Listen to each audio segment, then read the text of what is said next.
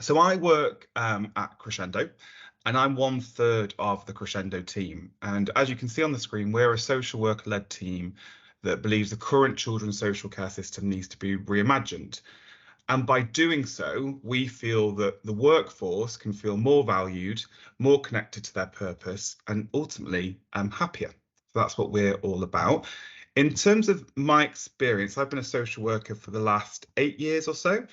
And in practice, I was working in Manchester, but also the London Borough of Newham. And out of practice, I've worked for the Social Care Institute for Excellence, What Works Centre for Children's Social Care, and more recently, I'm working at Frontline as a practice tutor.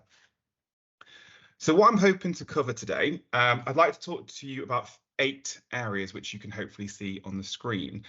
So hopefully it doesn't feel like I'm talking too much at you. I would love more time on reflections and conversation. So I'll hopefully not rush, but also not talk too much at you. So I want to tell you a bit about kind of why we exist and our approach and our journey. And then tell you more importantly about what we've learned and possibly some messages or top tips that I can pass on to all of you. So bit of warming of the context. Why do we exist? So Crescendo, what we do, we work in the kind of context of what's on the screen in front of you. So I don't think the statistics or findings will necessarily surprise you, but let's go through them just for clarity. So if we think about BASWA and their 80/20 campaign, a few years ago, they kind of made the bold claim, and it's backed up by evidence, that social workers spend 20% of their time with children and families, and 80% is spent on paperwork and navigating bureaucracy. So why does this matter for workforce? Well, what we've also found from Social Work England at this time is that practitioners don't think they can help people as much as they want to. And this focus on targets rather than resolving issues for people actually causes job-related stress. And on the other side of things, when we think about what research tells us, Forrester et al. Found that when workers visit families more often, the relationships between skills and outcomes were stronger. So the quote on the screen here is that if we spend more time with families, it's an enabler of both good practice and outcomes. So we exist in this kind of context where there's a focus on a need to reverse that 80/20 split. And what we found is that directly relates to the experiences of the workforce.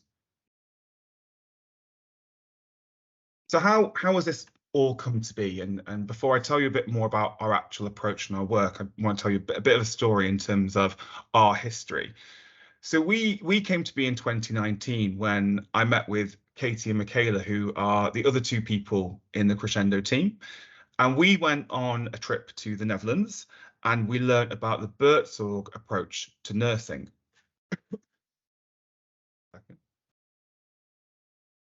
And you might have heard of the Buurtzorg approach because it's quite well known because it focuses on self-managed groups of nurses in the community. And admin pressures for the Buurtzorg teams are removed because they have a strong support team or a strong admin base, and nurses have the freedom and responsibility to manage their work independently. So obviously this is a very different context and a different country, but those principles of freedom, autonomy, self-management really struck a chord with us. And the 3 of us were really lucky to be involved in a frontline-led project called the Blueprint for Children's Social Care. Now, this was a provocative idea to offer to the children's social care sector that we can do things differently. And if we think more creatively, we can start disrupting this 80/20 split that Baz will speak of. But I think we're all aware to work towards something like a blueprint, changing the system can often feel quite overwhelming, especially for staff. And actually, top-down approaches to change don't always work. So when we think about workforce, what we found that change can often be done to practitioners, leaving them feeling demotivated and frustrated by their local authority context. So we developed our small changes method, and small changes, it's all about bottom-up change, and it's importantly practitioner-led. So practitioners identify the small things that get in the way of them doing their best work. and the things that leave them feeling stressed and not practicing in line with their values. So ultimately, small changes create more time for direct practice and address those barriers that have a negative impact on morale.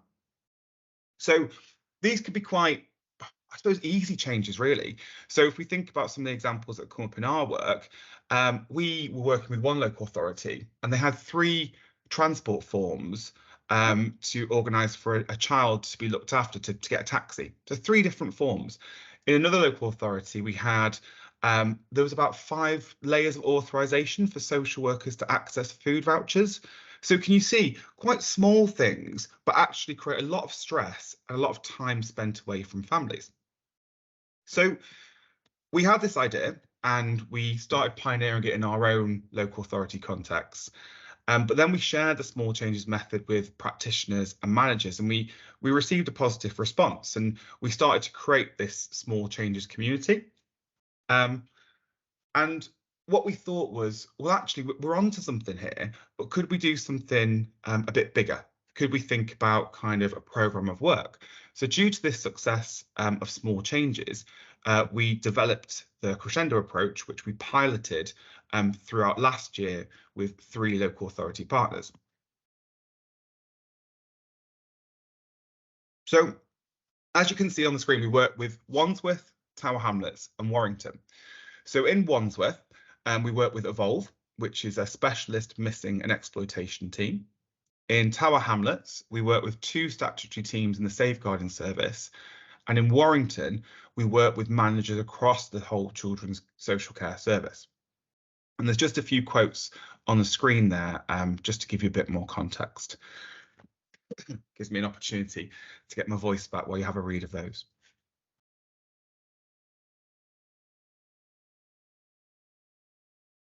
So just a little bit more scene setting before I get into the nuts and bolts of what we actually do and the impact that we have. So in 2023, so in January this year, we brought together all of our learning from 2022 into our impact report. And this offers an overview of our learning and how our approach helps workers to feel more motivated, more connected with their local authorities, and ultimately heard. And as you can see, for us, there's a strong focus on the experiences and stories of practitioners. So that's why I've got quite a few quotes from the people that we've worked with. So again, I'll just give you a couple of seconds to read through what CII has said there from Tower Hamlets.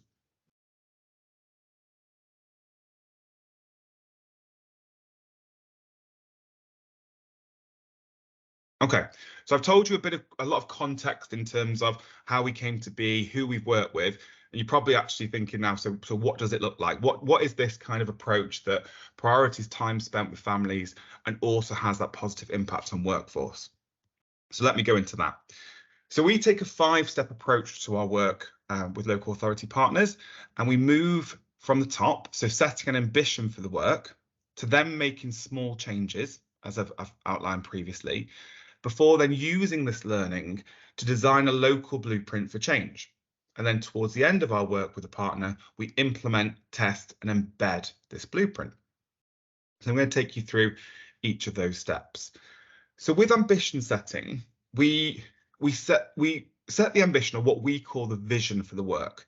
So when we work with social workers and managers, we need to start by understanding where we're going and what might be in our way, and make things quite explicit and clear.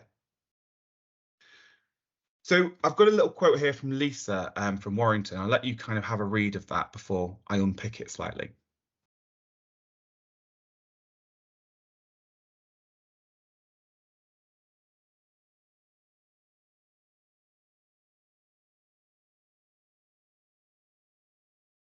So aligned with what Lisa shares here, what we do in this ambition setting stage is we build on what people know are the problems or the challenges, and we then think about where we want to go and where we want to be.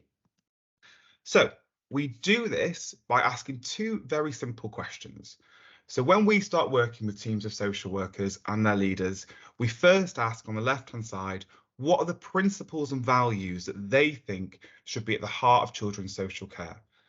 And then we consider the barriers to this always being a reality, which you can see on the right. So by doing this, this provides a shared understanding of, one, the values we all commonly want to live as social care practitioners. And you'll see some of the ideas that have come up in our work on the left. It also gives us a shared understanding of the barriers that stop this from being a reality. And importantly here, when we think about workforce, we found that leaders can often guess or get right what things might come up from their staff, but they don't always get it on the money, really. So leaders can assume what the most pertinent challenges or barriers are for their staff, but crucially, you need to hear from practitioners as what might be the most challenging for them could actually be different. So understanding this and giving a space can have a positive impact on staff. And we found even in the most challenging of contexts, if staff feel heard, valued and respected, it has a good impact on morale. And thirdly, what we find is we have a shared understanding through exploring the vision and the barriers of the gap between where we are and where we want to be. So once we have this North Star or focus on the barriers that get in our way, we then work towards making small changes. So we use the barriers, identify the ambition setting stage, and think about what would be the next step in addressing that barrier. So small changes are those within the scope of a local authority's influence. So they can change now without big national regulation or legislation changes. So this can be as simple, as I mentioned before, about changing how we do food vouchers. But the overarching principle when making small changes is that they must work towards creating more time for direct practice, and the ideas come from practitioners. You'll see here, hopefully it's not too small, but on the cycle of small changes, we first set the mission about what is the change seeking to address. Secondly, how might we develop it? Third, what needs to be done to influence? Who do we need to influence to make this a reality? And then finally, what have we learned from this that we can apply to further learning with making other changes? Hence the more cyclical nature of the model. So I'll just give you a quick example because I'm mindful of time and contradicting myself when I say I won't want to talk too much at you. So we had this barrier that came up a lot in our work where staff were feeling demotivated, frustrated, and ultimately their time being taken away from families because of a duplication of forms and processes, something that we're probably all a bit familiar with. And there were two small changes that came up. So the food vouchers I've also already mentioned, but also this one about a one referral form. So this was in Tower Hamlets, that what staff and social workers said was that they had to complete a number of different forms to refer to internal services. So for family group conferencing, for a parenting course, they were all different forms asking for different information. And actually staff found this incredibly frustrating and kind of just got them down, but also it meant they were spending more time behind a computer. So they wanted to change this, and they were given permission to change that to make a more smarter, more relational, smoother process, which not only created more time to spend with families, but also left staff feeling heard, valued, and again, generally happier. So the third step of our model is when we make these small changes, we then create local blueprints, and the blueprint details the successes and challenges of making small changes.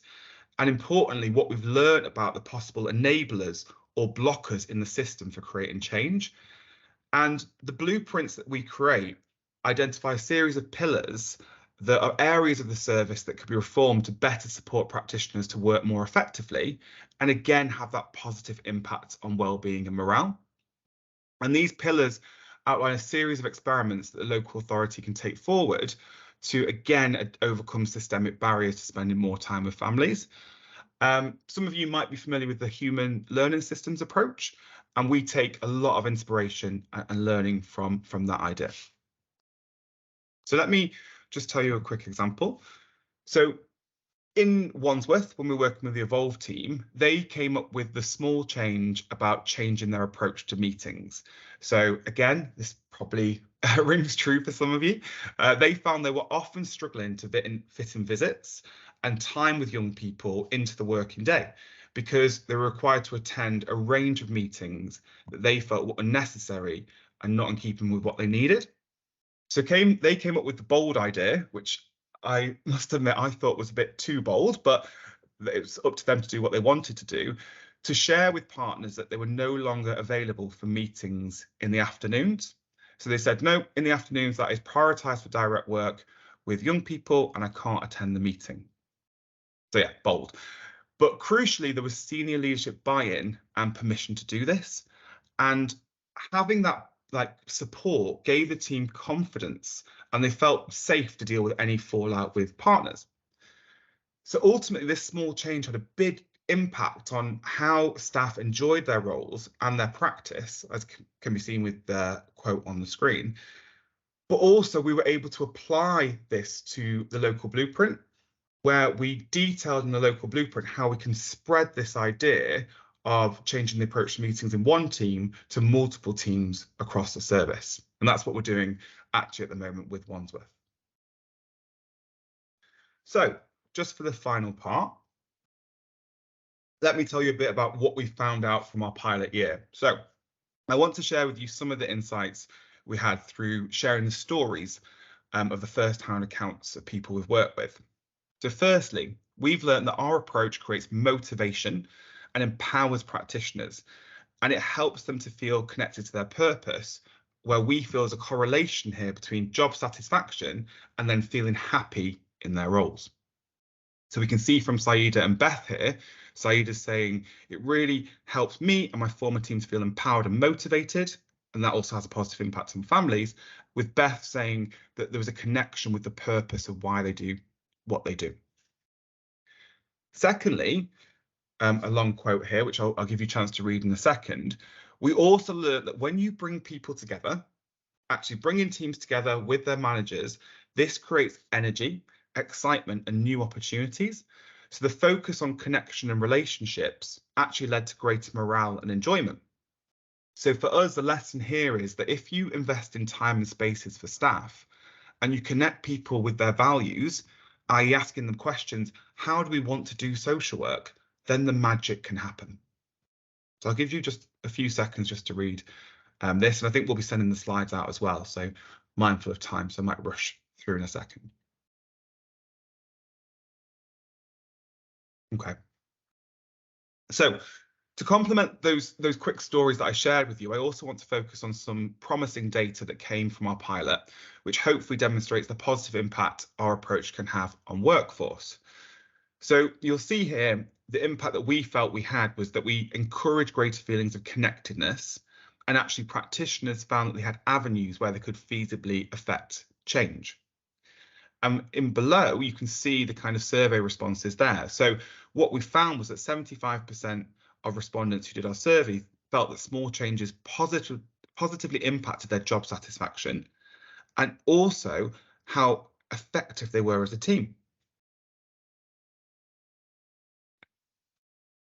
And then on the other side of that, we felt that from this pilot year and the survey results, that staff actually felt more empowered and motivated and connected with the purpose of their roles. So importantly for us, 85% of respondents believed taking part in the small changes approach impacted how valued they felt in their role. And actually all the respondents felt small changes increased the amount of time that they work in direct practice with children and families, which we felt created a sense of optimism for the staff. So what does this all mean for you? Well, our top tips, 5 key messages before I finish that we wanted to share. So what we've learned is that connection is key. So if you are working in local authorities and you have that power and influence, we'd encourage you to bring staff together in smaller and large groups to reflect, connect, talk and socialise. So in Warrington, in particular, we found bringing different managers from across the service together had a positive impact even in of itself. So it wasn't necessarily the content of the discussions, it was the fact they could come face to face and talk about the hurdles in the system, which had a positive impact on how they felt about their jobs. Secondly, it can be really easy to fall into the trap of doing to or doing on behalf of our staff. So the desire to do things better for our staff and make things easier, we can perhaps get carried away with ourselves, but we need to allow staff to voice what they want. So leaders are facilitators to explore the most pertinent barriers for staff, not always doing on behalf of them. Linked to this, we found that leaders need to feel comfortable with giving up their power and allowing practitioners to lead on change. So the role of the leader is to give permission for honesty and openness, and then unlock barriers to make small changes a reality. So much more facilitative. Fourthly, we've learned about the importance of authenticity and being human. So by being ourselves and encouraging this in our spaces, the relationships that we've built with the teams that we work with have been really rich and powerful, but also we've seen that with the relationships amongst the teams and with leaders themselves. And we do this by playing music, having food, and this may sound trivial, but it actually contributes to a context where staff feel held and they feel safe, which we think correlates with a positive work experience. And finally, we've always been upfront that our guiding principle is that the social care system should be reimagined. And for those of you working in local authorities, we'd encourage you to be bold and recognise the strengths of the system, but also naming how things should be better for all involved. Practitioners appreciate the complexity of change, but are often exhausted by it. But if you start small and you ensure staff are heard, we've actually found you'll get momentum and buy-in, which then has a positive impact on people wanting to stay and people being happy in their jobs. So that is me. Apologies, I slightly rushed the end there. Probably didn't give myself enough time. But thank you so much for listening. And I hope there was at least some learning that you were able to take away and apply for engaging with your workforces and your staff. And if you do have any further questions about our approach, just give me an email. Always happy to kind of hear from people. And I'll leave you with this quote on the screen. But yeah, sorry, Dan, if I went a bit over, but that's everything for me. Well, no, that was great. Thank you, Ryan. A really interesting presentation. Just as you were talking, I was thinking about my own social work experience, and just really resonated working in child protection, the amount of time you spend doing stuff that's just paperworky bits, or the processes that you have to go through as well. It's yeah, even just getting an Oyster card, that took about like half an hour to be able to actually go out on a visit sometimes if I was going out of borough or that kind of thing. So yeah, a really interesting, really great presentation. Does anyone have any thoughts or feedback for Ryan? Any of your own experiences that you wanted to share?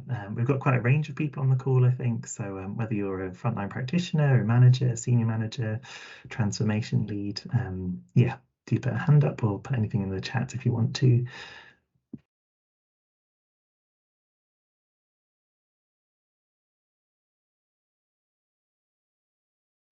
One question from me, Ryan, was just around, it was really helpful having those 5 tips of kind of what people can do. So if there's anyone on the call that you wanted to try and do this in their local authority, maybe without the support of kind of senior management buy-in, what would your kind of initial advice to them be? So I got that clear down. What would the advice to be people to apply this in their own context? Yeah. So if yeah, sure. So I mean, this is like, we're social workers who want to make things better. So we're always happy to kind of offer like informal support, but we are looking for partners if people want something more formal, if they wanted us involved. So I just saw Karen's question in the chat, so answering that as well. But I think hopefully I can give to you, Dan or Sylvie, some of our publications, because it actually takes you through step by step what you could do. So I think what I said about kind of asking your staff where do they want practice to be and what are the barriers that get in the way, they're very 2 simple questions that you can start with. And even on a team basis, as a practice supervisor, just moving the focus on team meetings to business as usual, or all that stuff, and actually having a spot to think about, are we practicing in line with how we want to do things, and how does that affect us when we can't? And then thinking about, okay, so if we were to start really small and chip away at something that we could all change pretty quickly, what could that be? And actually, that has an effect. It actually makes people, oh, you're listening to me, you're doing something about it, and it makes change more manageable. Great, Ryan. I really like the ethos behind it as well, very holistic. And that kind of, yeah, it's almost like doing a little FGC for your workforce, I suppose, and kind of that bringing together, which is really nice. And yeah, just with Karen's question, are there plans for scaling or other LAs you're hoping to work with, or? Yeah, we are. So we're looking for new partners at the moment. So last year we were lucky to be funded by Frontline, and we're looking at kind of further funding. Is there kind of part funding from local authorities? Because we're still early days, but we want to work with new people and try and learn more about this approach, and ultimately kind of help local authorities because of the problems they're facing, especially with workforce. But we think we're onto something, hopefully, where you can actually think about practice in terms of it being more focused in direct practice and not behind the computer, and then think about then how that impacts positively on workforce. Great. Lovely, thank you, Ryan. And yeah, obviously, Ryan kindly put his email in the presentation, and we'll be able to send out everything. We'll send an email out following today's session with all the different resources and links as well. And if you lose any of that, just get in touch with us here at Coram, and we're happy to share that again as well.